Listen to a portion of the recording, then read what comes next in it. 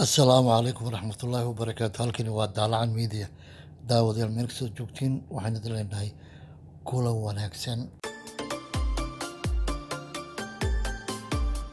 fadlan saar subscribe kadibna riix gambaleelka mahadsanid. سمعنا هذا الكلام الهراء من البداية إلى النهاية نقول 1000 مرة لا لا لا لصفقة العرب. إن القدس ليست للبيع وكل حقوقنا ليست للبيع وليست للمساومة وصفقتكم المؤامرة لن تمشي. madaxweynaha Falastiin Maxamuud Cabbaas ayaa sheegay in Qudus aysan iib ahayn. madaxweyne Maxamuud Cabbaas Abu Maasim ayaa hadalkaasi sheegay kadib markii uu si kulul u naqdiyay qorshaha Donald Trump ee uu xalay ku soo bandhigay hindisaha uu ugu magac daray heshiiska qaran ee loogu xalinayo colaadaha Falastiin iyo Israa'iil. madaxweyne Cabbaas waxa uu ku tilmaamay qorshahaasi mid aan u cuntamaynin shacabka reer Falastiin ee dhulkooda ay Israa'iil xoog ku haysato. waxa uuna gaashaanka ku dhiftay hindisaha Trump ee uu ku sheegay in ay magaalada Qudus la haysto ay tahay caasimadda Israa'iil. waa sida uu hadalka u dhigay. marnaba magaalada Qudus iib ma ahan heshiisku sheega qarniga ah. arna ma tisqaadi doono.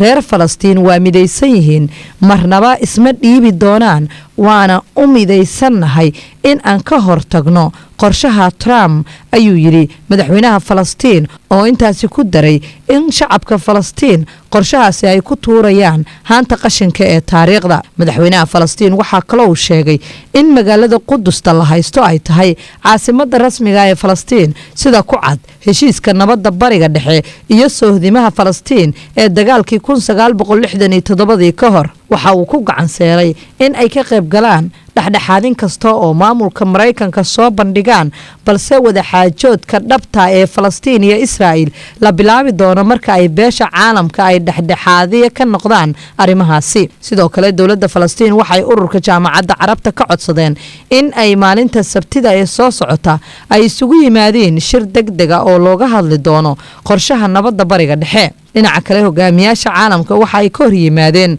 qorshaha Trump ee bariga dhexe, kaasi oo ay sheegeen inuu yahay mid hal dhinac u xaglinayo. dowladaha Turkiga, Iiraan, Urdun, Masar, Britain iyo Sacuudiga ayaa ka mid ahaa dalalka ka hor yimid hindisaha Trump ee heshiiska qarniga. xogayaha guud ee qaramada midoobay Antonio Guterres waxa uu ku baaqay in heshiiska nabadda ee bariga dhexe aas marjac ah looga dhigo sidii xuduudaha Falastiin iyo Israa'iil ay ahaayeen sanadkii 1967.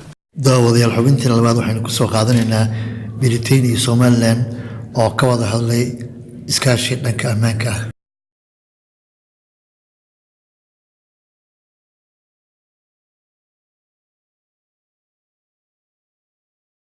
Britain iyo Somaliland ayaa ka fikiraya wadiiqadii ay isaga kaashan lahaayeen ammaanka, sida lagu daabacay shabakada Busiwig ee laga leeyahay dalka Kenya. waxay dowladda UK iyo maamulka Somaliland ay ka fikirayaan qaabka ay isaga kaashan lahaayeen hagaajinta ammaanka geeska Afrika iyadoo la dhisayo awoodda ciidanka difaaca Somaliland.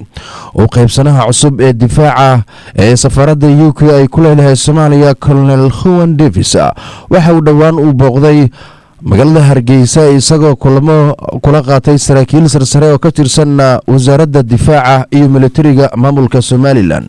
Colonel Owen Davis waxa uu si gaar ah ula kulmay wasiirka difaaca Somaliland Cabdiqani Maxamuud Cataye iyo taliyaha guud ee ciidanka Somaliland General Nuux Ismaaciil Tani, waxaana ay ka wada hadleen arrimaha difaaca, xoojinta xiriirka labada dhinac iyo xaqiijinta horumarka barnaamijyada ee soo socda.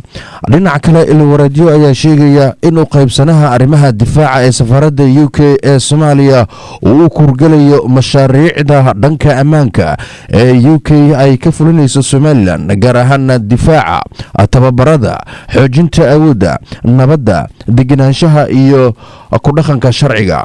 bishii Janaayo ee sanadkii hore xogayaha difaaca ee UK ayaa waxa uu boqosho aan la shaacin uu ku tagay tegay somalilan isaga oo kula kulmay madaxweyne muuse biixi cabdi iyo wasiirka arrimaha dibadda iyo iskaashiga caalamiga yuusuf xaaji maxamuud faratoon iyo cabdiqani axmed maxamuud caateeye bishii janaayo sanadkii hore xogayaha difaaca u k ayaa booqasho aan la shaacin ku tegaya somalilan isagoo kula kulmay madaxweyne muuse biixi cabdi wasiirka arrimaha dibadda iyo iskaashiga caalamiga ee somalilan iyo xubno kaloo ka tirsanna mas-uuliyiinta somalilan oo uu ku jiro taliyaha guud ee ciidanka somalilan genaraal nuux ismaaciil taani